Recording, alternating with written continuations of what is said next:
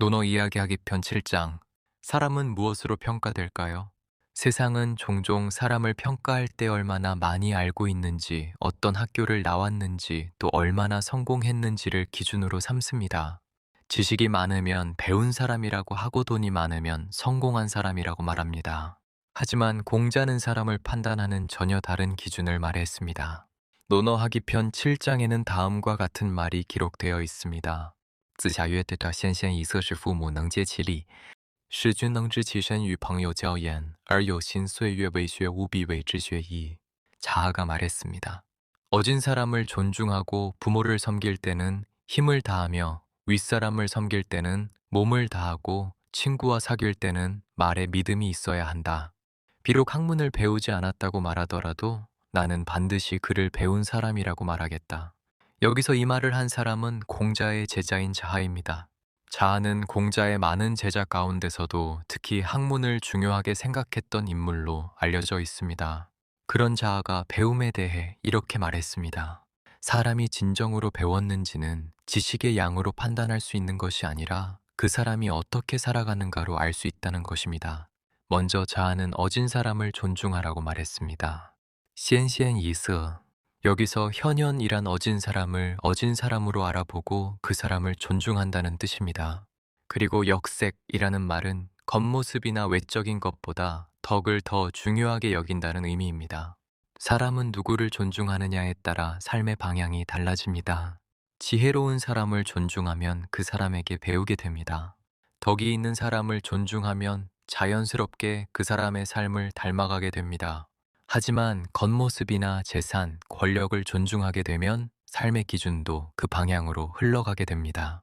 그래서 자아는 겉모습보다 덕을 먼저 보라고 말했습니다. 다음으로 자아는 부모를 섬길 때는 힘을 다하라고 말했습니다. 是父母能接其力. 부모를 섬길 때 자신의 힘을 다해야 한다는 뜻입니다. 효는 단순히 형식적인 예절이 아닙니다. 겉으로 예의를 지키는 것만으로는 진정한 효라고 할 수 없습니다. 마음으로 부모를 생각하고 정성을 다하는 것이 진정한 효입니다. 부모는 자식이 태어난 순간부터 평생을 자식을 위해 살아갑니다. 그래서 자식도 부모를 위해 마음을 다해야 한다고 자아는 말했습니다. 그리고 자아는 또 이렇게 말했습니다. 使君能知其身. 윗사람을 섬길 때는 몸을 다하라는 뜻입니다. 이 말은 옛날에는 나라를 위해 일하는 것을 의미했습니다. 하지만 오늘날로 보면 자신이 맡은 일에 최선을 다하는 태도를 의미합니다. 사람은 일을 할 때 두 가지 태도를 보입니다. 어떤 사람은 대충 일을 합니다. 보는 사람이 없으면 더 쉽게 일을 넘기기도 합니다. 하지만 어떤 사람은 누가 보지 않아도 정성을 다합니다. 이러한 태도는 결국 사람의 신뢰를 만들고 그 사람의 삶을 결정하게 됩니다. 그래서 자아는 자신이 맡은 일에 몸을 다하는 마음이 중요하다고 말했습니다.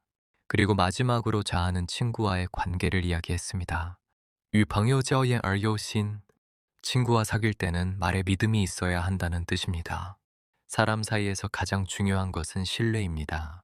신뢰는 큰 사건에서 만들어지는 것이 아닙니다. 작은 약속을 지키고 한 말을 책임지는 것, 이런 작은 행동들이 쌓여 사람 사이의 믿음을 만들어냅니다.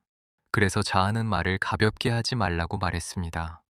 그리고 마지막으로 자아는 이렇게 말했습니다. 岁月为学，无必为之学矣. 비록 학문을 배우지 않았다고 말하더라도 나는 반드시 그를 배운 사람이라고 말하겠다는 뜻입니다. 이 말은 매우 중요한 의미를 가지고 있습니다. 배움이란 책 속의 지식만을 의미하는 것이 아니라 삶 속에서 실천되는 것이라는 뜻입니다. 어진 사람을 존중하고 부모에게 효를 다하며 맡은 일에 최선을 다하고 친구에게 믿음을 지키는 사람. 이런 사람이라면 비록 많은 책을 읽지 않았다고 하더라도 진정으로 배운 사람이라고 말할 수 있다는 것입니다. 논어의 가르침은 지식을 쌓는 방법을 말하는 것이 아니라 사람이 어떻게 살아가야 하는지를 말합니다. 그래서 수천 년이 지난 지금도 많은 사람들이 논어를 읽고 있습니다. 오늘 하루 우리는 어떤 사람을 존중하고 있는지, 가까운 사람에게 얼마나 진심을 다하고 있는지, 그리고 친구와의 약속을 얼마나 지키고 있는지 잠시 생각해 보는 것은 어떨까요? 이것이 바로 논어 하기편 7장이 우리에게 전하는 조용하지만 깊은 가르침입니다.